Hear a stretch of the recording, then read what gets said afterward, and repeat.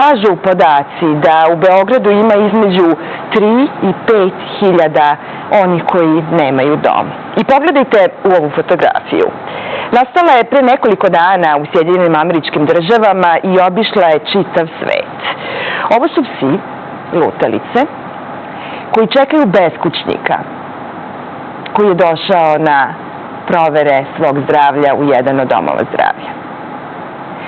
To koliko psi mogu da budu verni, to je priča po sebi. A to kakvi mi možemo da budemo prema beskućnicima, to je priča pred nama. I prije nego što počnemo razgovor sa Igorom Mitrovićem iz Drumodoma, predlažem da pogledamo dokle se stiglo u guranju tog autobusa koji će uskoro na Beogradske ulice.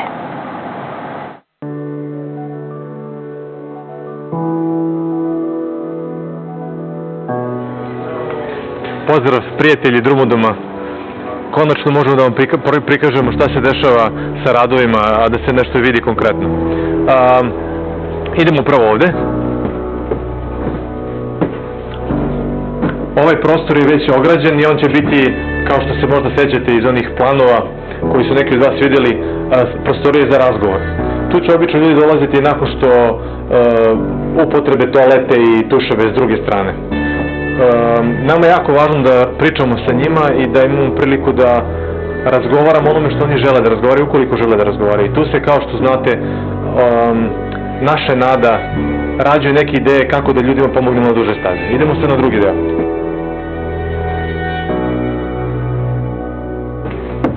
Ovdje će većina njih prvo da uđe i imat će priliku da sa ove strane, s desne strane kad uđu, imaju jedan prostor za tuširanje, koji je tu već. Instalacije se uskoro uvode i onda se završavaju radovi unutrašnji. Toalet će biti ovde. I još jedan tuš prostor ovde. Sasvim pozadi je mašinska soba sa svim bojlerima, mašinama, neophodnim da Drumodom radi bez problema. Toliko za sada i vidimo se sljedeći put u novom izveštaju kada budu radovi još više odmakli. Hvala mnogo za podršku. Da, vidjeli smo kako je i dokle stigao taj Drumodom. Izveštaj pred nama, ovo je prostor za razgovor o tome kakvi smo i odgovor na to pitanje, verujem, sve bolje, sa sve boljim uvidom ima Igor Mitrović. Hvala što ste nam ovdje. Hvala na pozivu, Jovana, još jedan put. Je li podrška za vašu plemenitu akciju rasla, a da podsjetimo sve one koji ne znaju reći o autobusu koji bi trebalo, u kome bi trebalo da oni koji nemaju krov nad glavom zadovolje sve svoje potrebe za dostojanstvenim životom? Pa evo, ove sedmične izveštaje koje inače objavljamo na našoj Facebook stranici, objavljamo da bismo prikazivali kako napreduju radovi. Ali ono što sam podelio s vama, ono što je najlepše iskustvo ova prethodna 3 mjeseca, osim što radovi napreduju, je što je podrška postala tako šarenolika. Evo ja mogu samo ilustracije radi. Ko se sve uključio? Prirodno je bilo na početku da oni koji su naši sugrađani, koji su inače osnivači naše fondacije ADRA koja i pokreće Drumodom, to su vernici Hrišćanske adventističke crkve, prvi podupru i oni su omogućili kupovinu autobusa i adaptaciju. S druge strane, to je samo bio početak i onda je to vrlo brzo bilo prevaziđeno. Građani, preduzeća koji su donirali robu, od hemijskih sredstava preko vlastitih sredstava, finansijskih, zatim robe najrazličitije vrste, građani koji se javljaju i koji nam javljaju gdje su vidjeli neki od naših sugrađana beskućnika koje mi nismo opoznavali. Odemo, naše kolege Milica i Nikola odlaze svakodnevno i evo i pre nego što je Drumodom krenuo.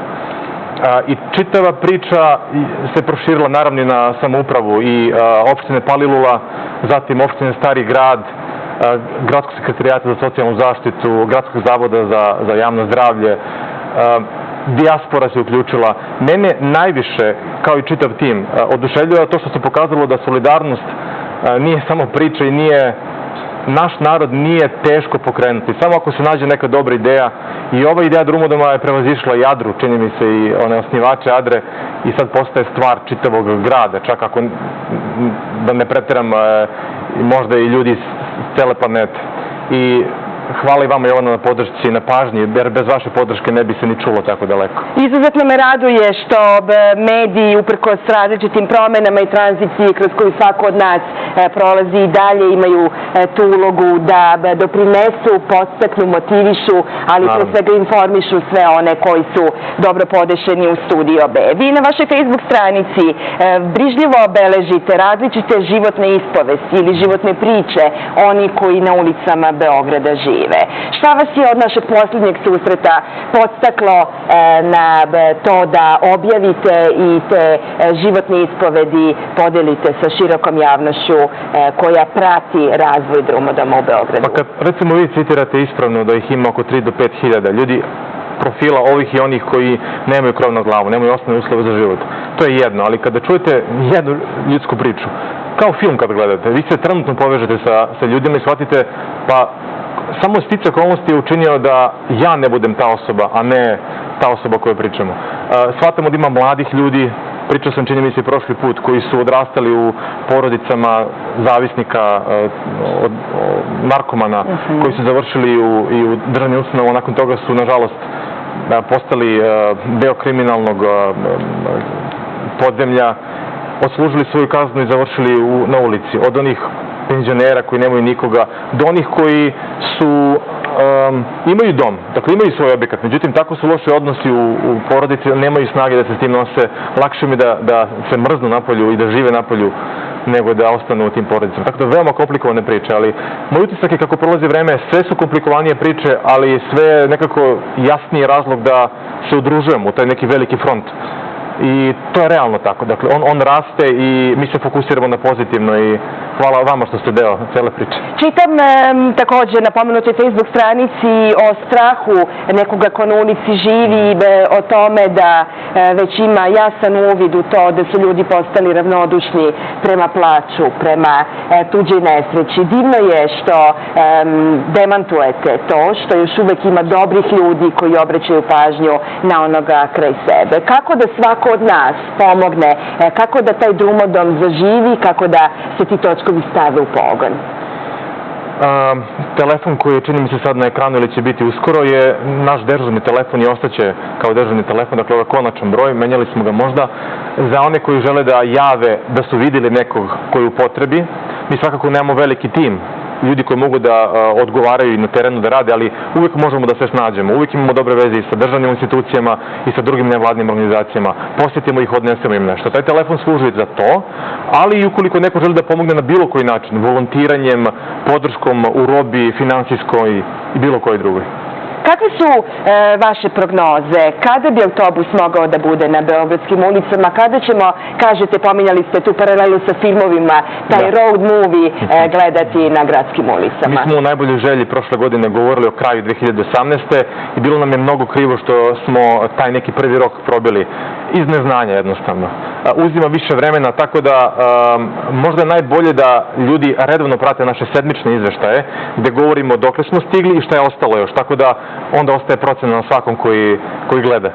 Izvesno je da će ga biti, izvesno je da podrška svih onih koji su je pružali nije bila jalova. Garantujete da ovo neće biti jedna od ideja koja će nas nasamariti i koja će nas ponovo učiniti magarcima, kako se to kolokvijalno kaže? Nikako. Upravo zbog toga nam je jako važno da kompenzujemo to što kasnimo iz objektivnih razloga, time što češće dajemo izveštaje, evo i hvala vama što upućujete na našu stranicu Facebook na kojoj će sutra biti novi izveštaj, treći po redu, i ti sedmični izveštaji su jedna komunikacija sa svima koji su podržali, da znaju da smo opterećeni njihovom podrškom na dobar način, da želimo što pre da se završi, da konačno krene drumodom. Nakon toga će tek prava priča krenuti. Kako reagujemo kad u, recimo, dvojku koja Beogradom pravi taj neprekidan krug, nađemo ono koje noć, iako je već treći dan u odnosu na njegov ulazak u tramvaj, provodi u tramvaju? Sklanjamo li se, pitamo li kako je stanje naše percepcije oni koji nemaju krug? Kolega koji radi na terenu mi je rekao: Igore, razumi ljude ili razumi nas ljude koji kad prođu pred tih sugrađana okrenu glavu. Možda je jedini i najčešći razlog zapravo što je previše bolno vidjeti to. Kako reagujemo? Zavisi. Mislim da ova cijela priča pomaže da im priđemo. Nekada nam prosto neprijatan miris nas odbije, onako fizički, čak i ne razmišljajući. Ali to se sve može menjati i ide prema dobro. Na Bolonijevoj pijaci radi jedan gospodin koji je bio beskućnik, to je otvorena priča, i sve ono što zaradi, polovinu deli sa onima koje poznaje iz tog prethodnog života. Njemu je život pružio drugu šansu, snašao se, našao je sebi put ka kvalitetnijem životu. Kako će tačno izgledati ta pomoć koju ćete vi na točkovima pružati onima koji, kako smo već nekoliko puta rekli, ima između 3 i 5 hiljada samo u prestonici Srbije? Drumodom svaki dan iz Borča gde je parkiran će izlaziti na ulice i na punktovima koje je odredila i lokalna samouprava, ali za koje znaju ljudi kojima pomažemo, će otići, nekoliko dnevno će obići i nekoliko sati na svakoj lokaciji stacionarno omogućavati svima kojima je potrebno da uđu, da se istuširaju kao ljudi, bez žurbe, da imaju taj svoj mali privatni prostor i vreme bez žurbe, da se osjećaju kao ljudi, da je upotrebe toalet, da se ošišaju, obriju, da porazgovaraju s ljudima koji ne žure i koji hoće da porazgovaraju i ukoliko žele da ostave svoj veš koji ćemo oprati, vratiti drugi dan i ukoliko žele dobiti savete od nas, podršku, vodit ćemo ih kako treba na mesta gde se mogu ponovo uključiti u ono što grad omogućava. Od zdravstvene usluge, do socijalnih usluga, do zaposlenja i ko zna čega.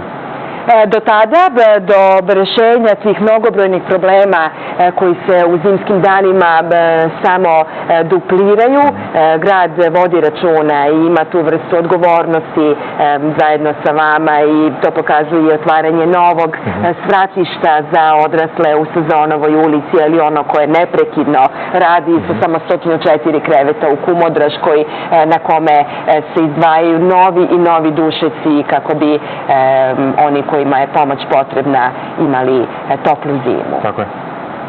Tako je. Mi se moramo fokusirati na najpozitivnije na svim stranama koje mora da sarađuju.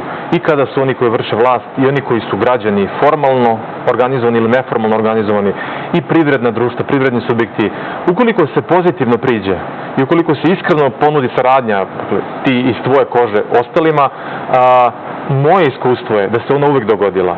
Uvijek na boljitak onih radi kojih to sve radimo. I nama je premalo primjera dobrih pozitivnih pojava i moramo da se fokusiramo na njih. Pored svih ostalih problema koje zajedno rešavamo, ali ako se fokusiramo na nešto pozitivno, moguće saradnja, to je apsolutno iskustvo moje.